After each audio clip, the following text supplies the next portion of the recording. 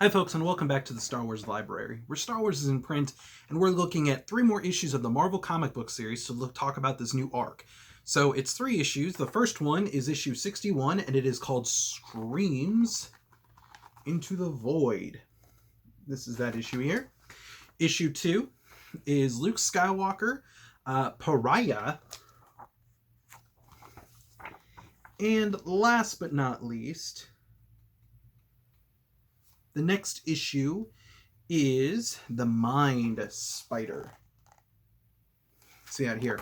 So you can find these actually in Screams in the Void, which is the title of the 4th omnibus or trade by Dark Horse Comics, collecting the Marvel series.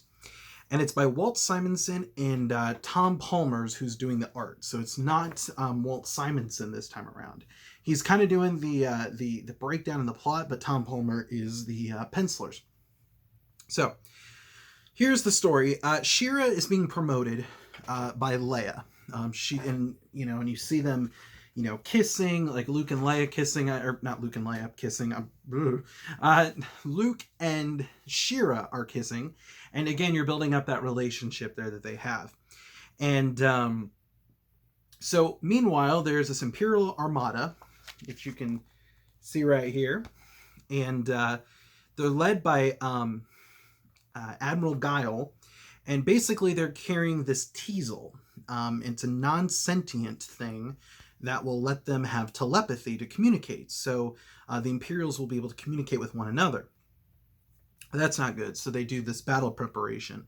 So there's 4 pilots, including Luke and Shira, and they're getting into these TIE fighters that we've talked about, right? They're getting into these fighters.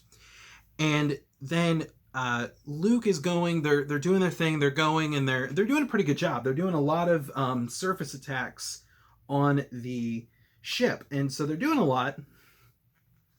And so at this point, what happens is Luke has to destroy the main ship, basically the main Imperial Star Destroyer. That's kind of the head of it. And by doing that, you will have destroyed the Teasel.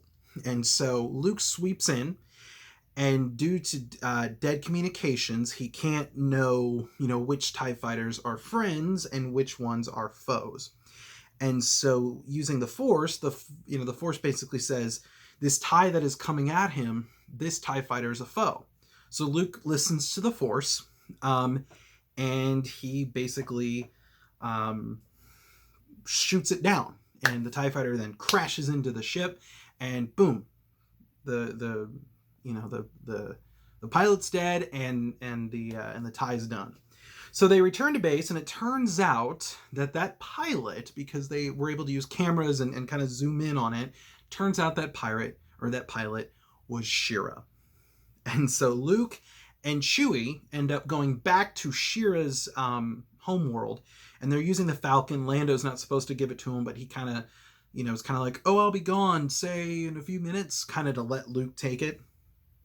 So Luke and Chewie go to Shira's home, and they find out that the nomads, the species, capture them. And basically, there's not a human tribe, human tribes. So they kind of start to realize, was Shira telling us the truth in her story that we talked about?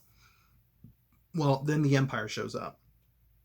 Turns out that Shira was lying. And so Luke tries to basically draw his blood to try and do a sacrifice, to try and recreate the ritual that Shira did.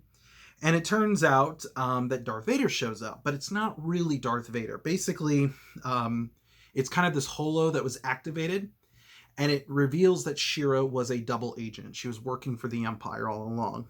And so he basically finds these files on Shira. He breaks into this communication center, and he finds these files. So now he has his evidence to clear his name, because Luke is technically, he stole a ship, and he technically killed a fellow pilot. So technically Luke is going to be put on trial. So he's trying to find evidence to prove his innocence. So after he gets these files, we actually see during this the planet Coruscant. And it's one of the first time it is shown here. And what's interesting is, again, then it'll be named course, in Timothy Zahn's Heir to the Empire trilogy, which then George Lucas will keep that name for continuity reasons and keep that name when we get to the prequels. So kind of cool. But of course, as we all know, I'm sure, Shira is not dead. In fact, you see her in a Bacta tank trying to heal. And you actually find that not only is she in a Bacta tank healing, but she is in a Bacta tank being watched by Darth Vader. Now, couple things to mention with this. So, in the guide, Jedi vs. Sith, The Essential Guide to the Force, which, by the way, a fantastic guide. Highly encourage you to pick this up if you don't already have it. This image was shown of Shira basically coming out of a Bacta tank or being healed by Darth Vader after this event. And this photo here, you can see that. This photo in this guide has been kind of used in pieces about Lumaya, in like articles or in her Wikipedia article. I know that's on here. So a lot of different things.